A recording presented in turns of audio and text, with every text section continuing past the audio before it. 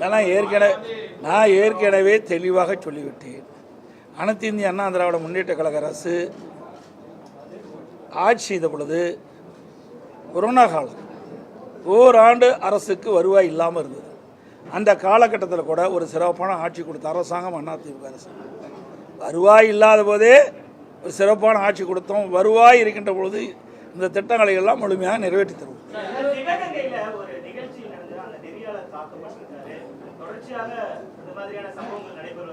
ஆமாம், அது இன்றைக்கு இல்லை, இது பல தடவை செய்தியாளர்களை திராவிட முன்னேற்ற கழகம் தாக்கப்படுவது இயல்பாக இருக்குது. இது வன்மையாக கண்டிக்கத்தக்கது. செய்தியாளர்கள் செய்தி செய்கின்ற பொழுதோ இல்லது அவர்கள் செய்தியை படம் பிடித்து கொண்டிருக்கின்ற பொழுதோ அதை தடுத்து நிறுத்துவது அது சரியாக இருக்காது. ஏன்னா திமுக அது கை வந்த கடை தானே.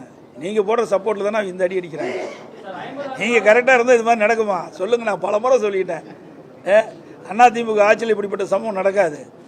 ஏன்னா அதாவது பத்திரிகையாளர் ஊடகங்களையும் மதிக்கிற பத்திரிகையாளர்களையும் ஊடக நண்பர்களையும் பாதுகாக்கக்கூடிய கட்சி அதிமுக கட்சி.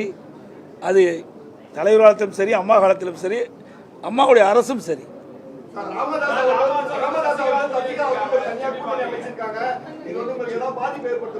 எந்த பாதிப்பு ஏற்படுத்துது?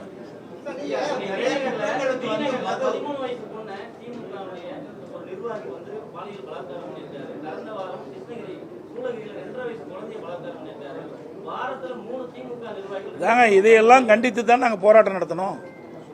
இன்றைக்கு தமிழகத்தில் நிலவுகின்ற இப்படிப்பட்ட சம்பவங்கள்லாம் கண்டித்து அனைத்து இந்திய அண்ணா திராவிட முன்னேற்ற கழகத்தின் சார்பாக சென்னையிலே என்னுடைய தலைமையில் நடைபெற்றது. இங்கே இருக்கின்றவங்களுடைய தலைமை கழக நிர்வாகிகள், மாவட்ட கழக செயலாளர்கள், மறுபடியும் எங்கள் கூட்டணி கட்சியுடைய தலைவருடைய தலைமையிலே தமிழ்நாடு முழுவதும் இந்த பாலியல் சீண்டல், பாலியல் வன்கொடுமை, அது மட்டுமல்ல கொலை, கொள்ளை, திருட்டு, வழிப்பறிவு இப்படி நடக்காத நாளே இல்லை. இதையெல்லாம் கண்டித்து நாங்கள் போராட்டமே நடத்தினோம். ஆக இந்த ஆட்சி இவ்வளவு போராட்டம் நடத்தி இந்த அரசுடைய கவனத்தை கொண்டு வந்தோம். ஆனால் அதை தடுத்து நிறுத்த திராணி இல்லாத அரசாங்கமாக திரு ஸ்டாலினுடைய அரசாங்கம் இருக்குது.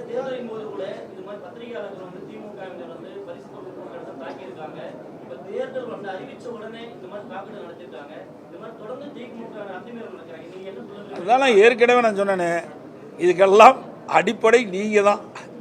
யாரும் தவறாக நினைக்கக்கூடாது. நீங்கள் அவர்களை பெரிய எப்படி என்னன்னு சொல்கிறேன்னா, ஒன்றுமே இல்லாதவங்கள பெருசு பண்ணி காட்டுறீங்க. அவர்கள் அது பெரிய ஆயுதமாக பயன்படுத்துகிறாங்க. நம்ம யாரும் ஒன்றும் செய்ய முடியாது, என்ன வேணால் செய்யலான்னு. தயவு செய்து அருள் கூர்ந்து பத்திரிகையாளர் ஊடகங்களும் இனியாவது உங்களை பாதுகாப்பதற்காக அவர்களுக்கு இப்படிப்பட்ட அதாவது சம்மதமே இல்லாத செய்திகள்லாம் வெளியிட்டு அவர்களை உயர்த்தாதீங்க.